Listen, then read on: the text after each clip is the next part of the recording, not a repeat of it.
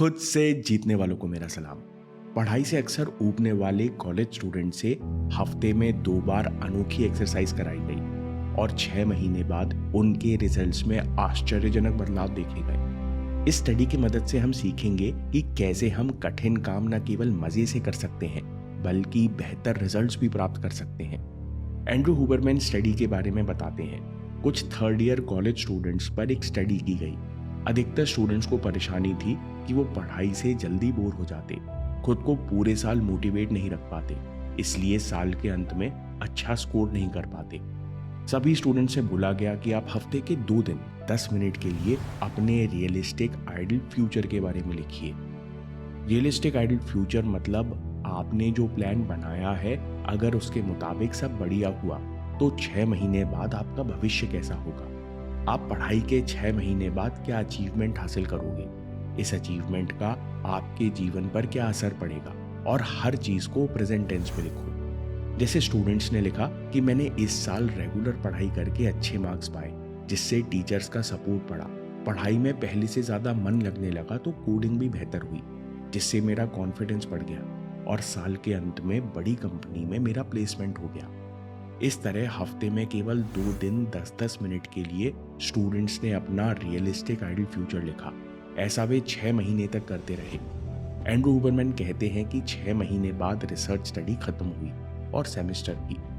Result में पाया गया कि जो स्टूडेंट्स बड़ी मुश्किल से एग्जाम क्लियर कर पाते थे, उन्होंने एग्जाम में अच्छे मार्क्स हासिल किए, उनके फोकस का स्तर भी बेहतर हुआ। इस वीडियो के अंत तक आप भी इस टेक्निक का प्रयोग करना सीख जाओगे। तो सवाल है कि छोटी सी एक्सरसाइज का इतना बड़ा असर कैसे हुआ। एंड्रू हुबरमैन कहते हैं कि स्टूडेंट्स को कठिन और बोरिंग पढ़ाई करने के लिए डोपामिन रिलीज होने लगा। आप पूछोगे कि डोपामिन रिलीज होने से क्या होता है। डोपामिन 1 से 4 घंटे के लिए सीखने की क्षमता बढ़ा देता है और यहीं से कहानी बदल जाती है। न्यूरोसाइंटिस्ट एंड्रू हुबरमैन जरूरी फैक्ट बताते हैं। कई साइंटिफिक स्टडीज में देखा गया कि अगर आप किसी इंसान को ऐसा ड्रग देते हो जिससे इंसान के दिमाग में थोड़ी देर के लिए भी डोपामिन बढ़ जाए, तो अगले 1 से 4 घंटे के लिए उस इंसान की न्यूरोप्लास्टिसिटी यानी सीखने की क्षमता बढ़ जाती है। और ना केवल सिर्फ सीखने की क्षमता बढ़ती है, इंसान जो सीखता है, दिमाग उस नॉलेज या स्किल को लंबे समय तक याद भी रख पाता है। आप पूछोगे कि क्या मेहनत करने के लिए केवल एक्साइटेड रहने से डोपामिन रिलीज होता है? नहीं, क्योंकि आप नर्वस सिस्टम से झूठ नहीं बोल सकते। अगर आपको काम बोरिंग लगता है तो आप खुद से झूठ नहीं बोल सकते कि हाँ, ये काम तो बहुत अच्छा है, मुझे मजा आने वाला है, क्योंकि आपका नर्वस सिस्टम जानता है कि आप ऐसे काम में हिस्सा ले रहे हो जिसमें आप विश्वास नहीं करते। आपका नर्वस सिस्टम जानता है कि इस काम की ज्यादा इंपॉर्टेंस नहीं, इस काम में ज्यादा एनर्जी खर्च नहीं करनी, जिस कारण आप फोकस नहीं कर पाते और कुछ देर करने के बाद अपनी सीट से उठ जाते हो। तो आपको क्या करना चाहिए? कठिनाई और मेहनत को सही मायनों में भविष्य की सफलता से जोड़ो। सबसे पहले अपने रूटीन और डिसिप्लिन को छोटे गोल से जोड़ो, फिर छोटे गोल्स को किसी लॉन्ग टर्म गोल से जोड़ो।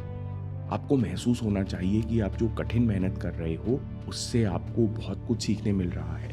आपकी विल पावर और फोकस बेहतर हो रहा है, आपका सेल्फ कॉन्फिडेंस बढ़ रहा है, तो आपके सेल्फ डाउट अपने आप कम हो रहे हैं, जिससे आपकी पर्सनैलिटी आकर्षक हो रही है, आपका भविष्य बेहतर हो रहा है, आगे चलकर आपका जीवन बेहतर हो रहा है।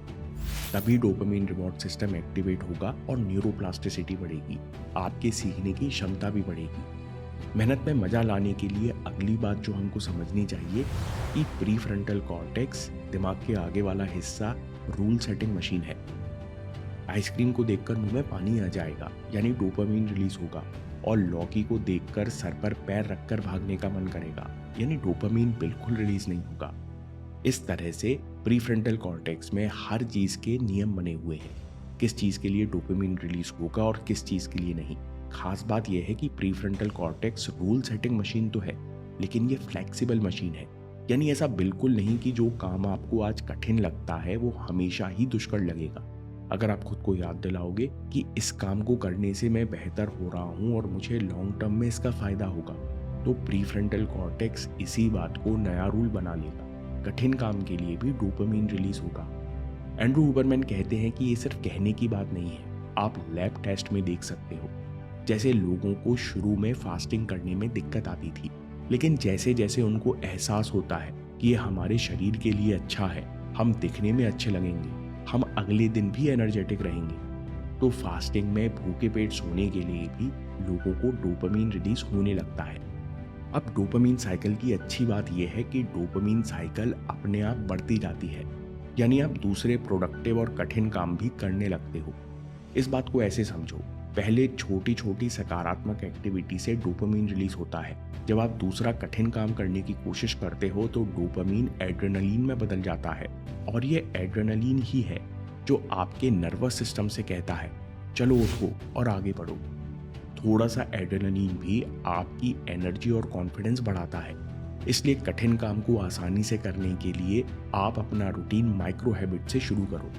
जैसे आप उठे और आज आपका कुछ करने का मन नहीं है, तो आपने 5 मिनट में कमरा साफ किया, थोड़ी देर प्राणायाम किया, आपको अच्छा लगा, डोपामीन एड्रेनलिन में बदला, तो आपने कहा चलो 10-15 पेज भी पढ़ लेता हूँ, और इस तरह से डोपामीन साइकिल बढ़ती जाती है। दोस्तों, मेहनत को मजे में बदलने के लिए इस वीडियो को समराइज कर लेते हैं। कठिन काम के लिए डोपामीन पैदा करने के लिए आपको 3 बातें प्रैक्टिस करनी होंगी। अगले 6 महीनों का रियलिस्टिक आइडल फ्यूचर लिखो।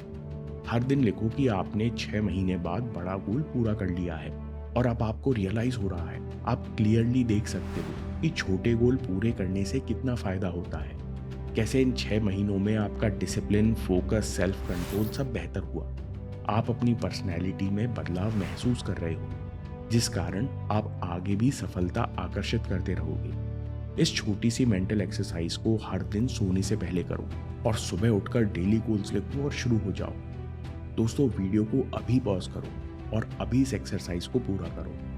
दूसरी बात, काम शुरू करने से पहले इंटेंशन लिखो। जैसे मैं अगले 60 मिनट तक इस चैप्टर से 3 कंसेप्ट पढ़ूंगा।